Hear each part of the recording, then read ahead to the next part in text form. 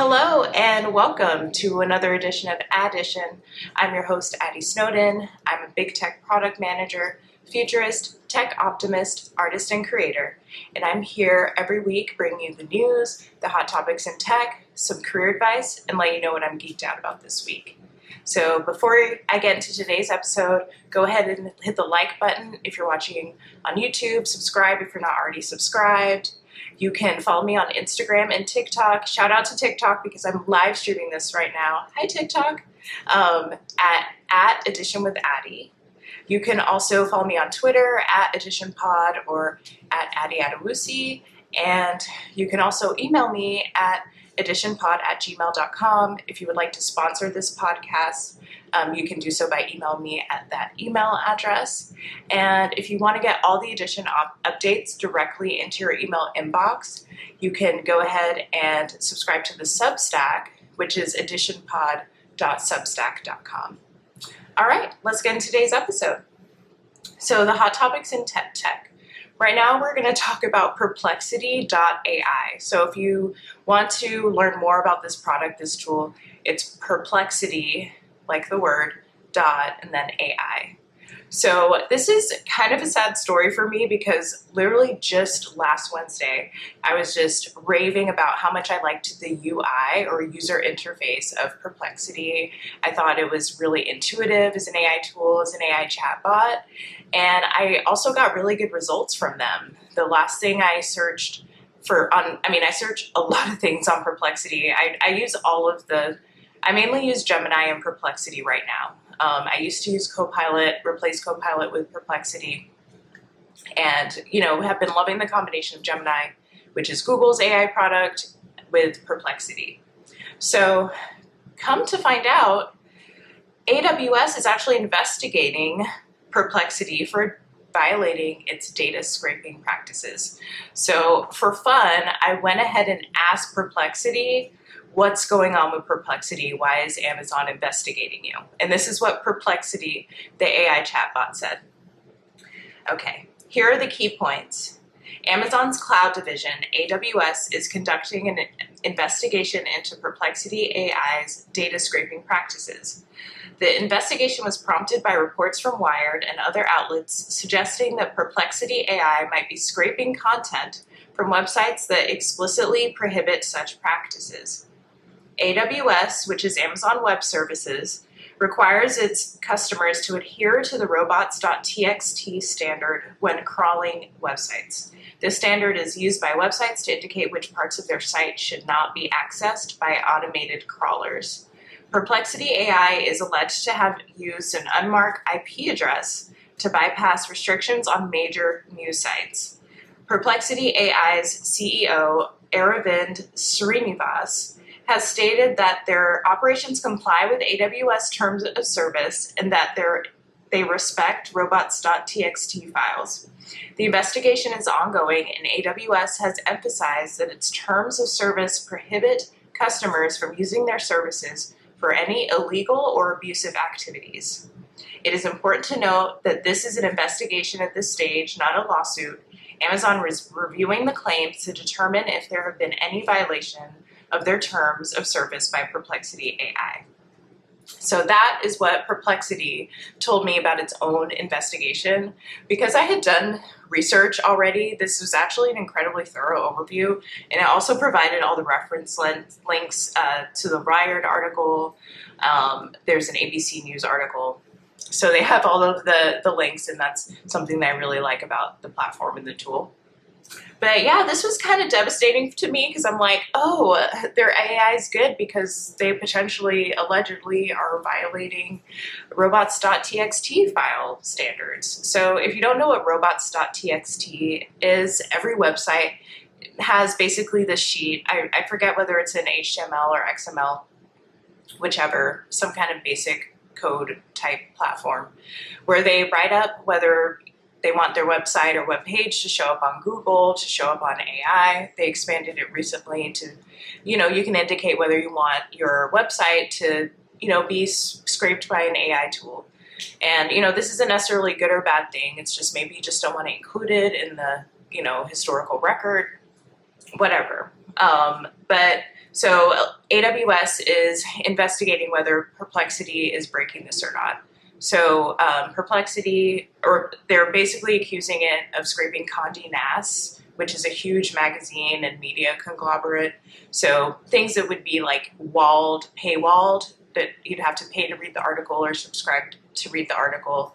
Those are things that they're potentially alleging that Perplexity is scraping from, and potentially could explain why their answers and responses are so good. So I'm going to be following this pretty closely. I'm not sure how this is going to turn up. I'm really curious whether Perplexity just has a really good, AI, or if they're cutting corners and violating some terms. So we shall see. All right. So next is the career segment. So I've been deep diving into the 15 commitments of conscious leadership. If you haven't, go back 2 episodes, I go through all of the 15 commitments, and I also have a link in the show notes to a summary as well as the book of the 15 commitments of conscious leadership. As I mentioned before, these following and committing to these 15 commitments have changed my professional and personal life for the better. So we talked about the first commitment, which is taking radical responsibility, and now we're on the second commitment, which is learning through curiosity. So learning through curiosity, the first commitment is I commit to growing in self-awareness. Next is I commit to regarding every interaction as an opportunity to learn. The third is I commit to curiosity as a path to rapid learning. So I commit to growing in self-awareness. So a lot of people like to think that they're self-aware, right? And then as soon as somebody gives them feedback or criticism, they immediately get defensive. And I think the spirit of this is being okay taking feedback and listening to criticism. And just because I'm listening to criticism about me, it doesn't mean I have to believe it or take ownership over that for myself. But I at least need to be open to it and think, you know what, why would someone think that? Is there something about me that I'm doing that is indicating that this is true in any way? And that self-reflection, that's what they mean about self-awareness. And then, so I challenge you guys to ask for feedback on anything, whether it's, your wardrobe, how you present, how your work is doing. It's end of the quarter, or we just finished a quarter. Performance reviews are coming around. Ask for feedback. This is built into a lot of company systems, and see what people say. And if more than one person say the same thing, commit to reflecting and meditating on that feedback for a minute. So that's my suggestion for growing in self-awareness. So the second commitment is committing to regard every reaction as an opportunity to learn. And when they say every interaction, they mean every interaction. So, for example, today I was ready to start the podcast, and my lovely wife was running a bath for herself. I could have been really frustrated about that and being like, this is affecting my sound, I'm not ready to record. But guess what came out of that? I was killing time on TikTok and had the idea, you know what, why don't I live stream while I'm recording these podcasts now that I'm recording on a DSLR instead of a phone? Amazing. And now I have people watching, me live stream this podcast and can pop in, pop out. And that's something that never would have occurred to me if I had just started on time. So my suggestion here is ask what is something after any interaction, especially an interaction where I'm feeling unsettled. Ask, what is something I know now that I didn't know before? And there's something new now. Now I know that I can live stream a podcast. I literally never thought of that before. But think about anything. You have a bad meeting at work, or you thought it was a waste of time, or it could have been an email. What's something you know that you didn't know before? Maybe you know that the person who schedules that meeting has unstructured meetings. Maybe next time you say maybe or decline the meeting. That's valuable information that you wouldn't have known if you didn't reflect and think about what's something you can learn. All right, so the next commitment is I commit to curiosity as a path to rapid learning. So my recommendation here is just to follow your curiosity. I hear people have ideas all the time. Like they think, oh, I wish I could, enter a cupcake competition, or I wish I could learn that new lasagna recipe, or I wish I could go to Paris, or I wish I could travel more. And just commit to your curiosity. Like, it doesn't mean like everyone doesn't have the financial means to do these things, but let's say you've been wanting to travel to France. Every county in the US has a local library. Go read some travel books about France. You may get some advice on how to travel for way cheaper than you think, volunteer opportunities, things like that. Just follow your curiosity as opposed to just like shoving it in a corner and thinking like, oh, this is stupid, that's a waste of time. So those are the 3 commitments for learning through curiosity. 1, I commit to growing in self-awareness. 2, I commit to regarding every interaction as an opportunity to learn. And 3, I commit to curiosity as a path to rapid learning. So I want to take a side note because whenever people talk about learning, it like goes ding, ding, ding, ding, ding. I need to sign up for a course. I need to go to grad school. I need to get this certification. And something that I feel really passionate about is if you're about 10 years into your career and you've been continuously progressing and continually making more and more with every role and continually learning on every job, the last thing I need to do is think I'm being held back by knowledge. Like at a certain point, you don't need any more certifications. You don't need any more formal accredited education. It's literally learning on the job and being curious in the job and taking advantage of all of the free development opportunities that you have. I think education could be a procrastination tool, or it could be an I give up tool. Especially in this market, hiring has changed. There are people with graduate degrees that are not getting interviews from really good schools. The whole world has changed. And I think, our parents' generation, has a set of rules as to how you reach success. And those rules are completely being rewritten right now.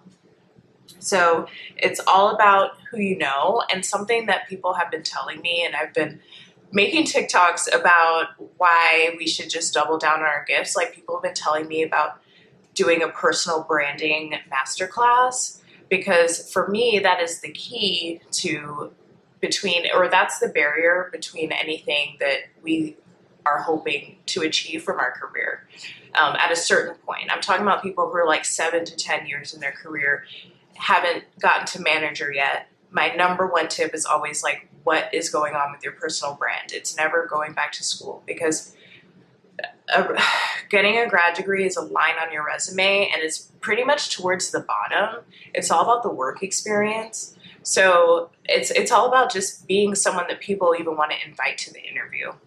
And that is personal branding. That's why I'm doing this podcast. I have crafted a memorable look, an aesthetic. Everyone remembers me. Everyone knows who I am, who I meet, because I have such a refined, bow-tied personal brand. And I learned that over a span of years, listening to a lot of podcasts and influencers. I did invest in my education. I did take courses, but taking courses like alternative courses, like personal branding courses or podcasts or reading books about it is very different from going into debt for $100,000 to add another line on my resume. So I highly recommend that. Oh, hi, Auntie. Hey, twins. Hi.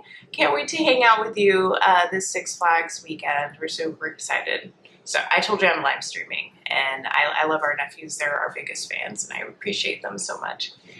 Okay, so last but not least, what I'm geeked out about this week, and I feel like this is what I've been geeked out about the past 5 years. Megan Thee Stallion, she just came to Atlanta, and the only reason we didn't go to her concert is because we had just seen her maybe 2-3 weeks ago at Bonnaroo.